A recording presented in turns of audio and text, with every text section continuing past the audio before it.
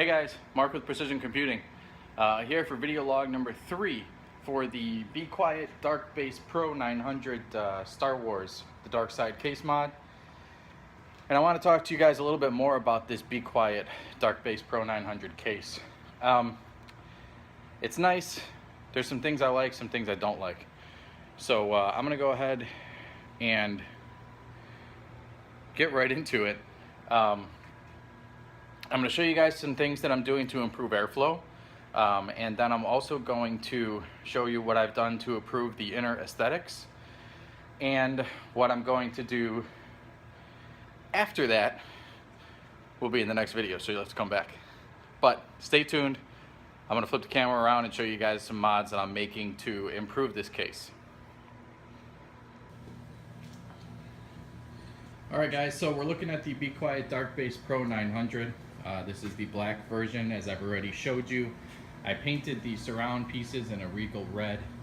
That's going to match the accents that we're doing inside the case. If you're following on social media, on Instagram, on Facebook, you've already seen some pictures I've shown you guys of the sleeved cables and things like that. What we're looking at here is the front door. I've taken that apart because I'm going to do a little mod on that, which I'll show you guys at another time. But what I really want to talk about today is the performance of this case. So we can see it all stripped down here. As I showed you in the last video, I have cut the motherboard tray for the motherboard skirt, which is all prepped and drying here. In the next video, that'll be getting mounted in, and I'll be talking to you about the power supply shroud that I'm going to make. I was debating cutting this out. I'm actually going to leave it, and I've just moved the artwork, the backlit details of the power supply shroud forward a little bit to compensate, because I want to have the power supply shroud go full length of the case, and then it's going to come back over here, maybe with a little curve to it for the reservoir and radiator that'll be over here.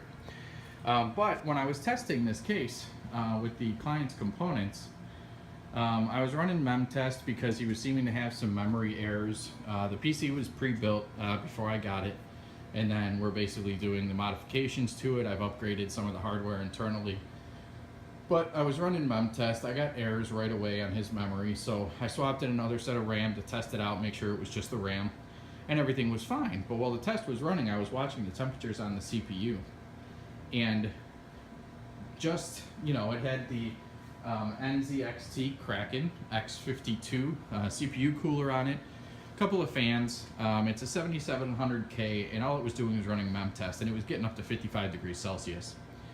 So it concerned me a little bit. So the first thing I did was I took the tempered glass side panel off, and the temperature started to drop a little bit. There were two fans mounted in the front of the case here that were bringing air in, and the AIO was mounted up here blowing air out.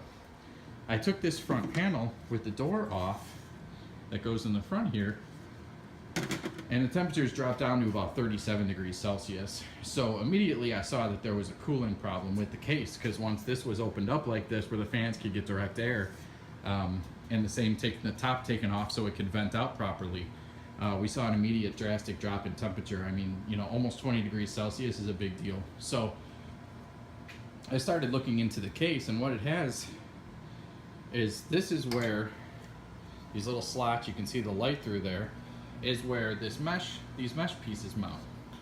So there's nothing else behind there, just the mesh pieces, and that's the only allotment for airflow.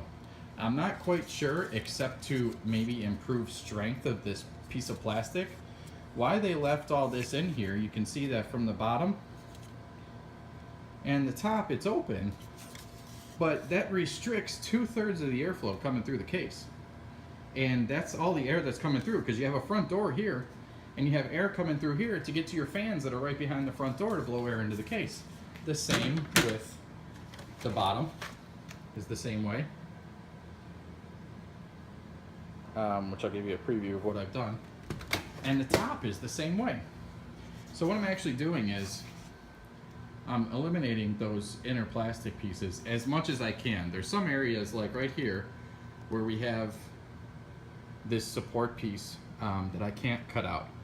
So there's not a good way to get in there. I might be able to get in there and manipulate that piece of plastic out, but one piece is going to be better than them all being solid.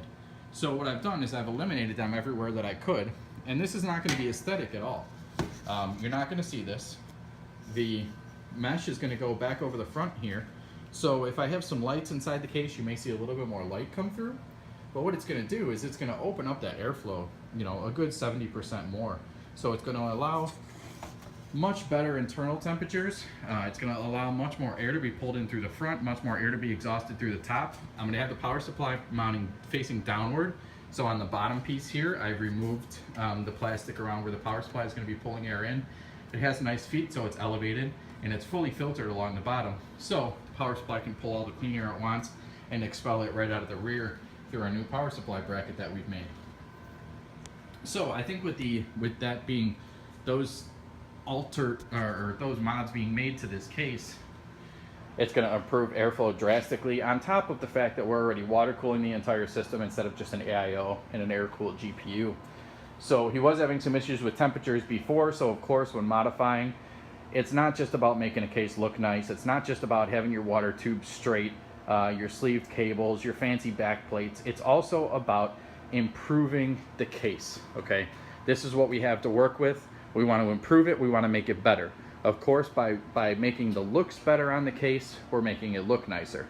But if we modify it, we spend all this time and we don't improve the performance of the case, in my opinion, it's wasted. That's what I try to do when I do mods, okay? I don't necessarily need to change the way the entire case looks, but what can I do? How can I take that case and make it perform better, make it look better, and make it fit my needs? So that's what I try to do in modifying. That's what we're doing here with this NZXT case. We got really good components inside, so I want to make sure that, you know, we're utilizing those to their fullest. Of course, the 7700K, we're gonna have 32 gig of Trident Z RGB RAM, and of course the Titan X Pascal, all water cooled with some SwiftTech and Thermaltake components.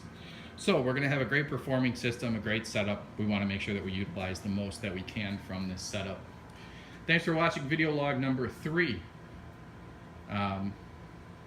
Stay tuned. Thanks for watching video log number 3 for the Be Quiet Dark Base Pro 900, the Star Wars The Dark Side mod. I just showed you guys how I eliminated some of that plastic. What I actually used to do that was my Dremel and this little metal bit that you see on there, little cutting bit. Works better than like a cutting wheel for plastic because it doesn't just like melt the plastic out of the way, it actually cuts it and removes it. And it doesn't make quite as much of a mess, and you don't break that thing. So I could cut through plastic all day long and I'll never damage that. So thanks for watching this video log of the Dark Base Pro 900, the Dark Side mod. And next time we'll be getting this mounted power supply shroud. This week we're gonna have some cool things coming in, and we're gonna get to paint this week. So make sure to stay tuned. Come back for video log number 4. This is number 3. Mark, subscribe below. Like it if you like it. Don't if you don't. That's fine. Whatever you want to do. All the social links are down below: Instagram, Facebook, Twitter. If you want to give us a follow, subscribe to our channel here for more upcoming videos. Thanks for watching, guys. Stay tuned.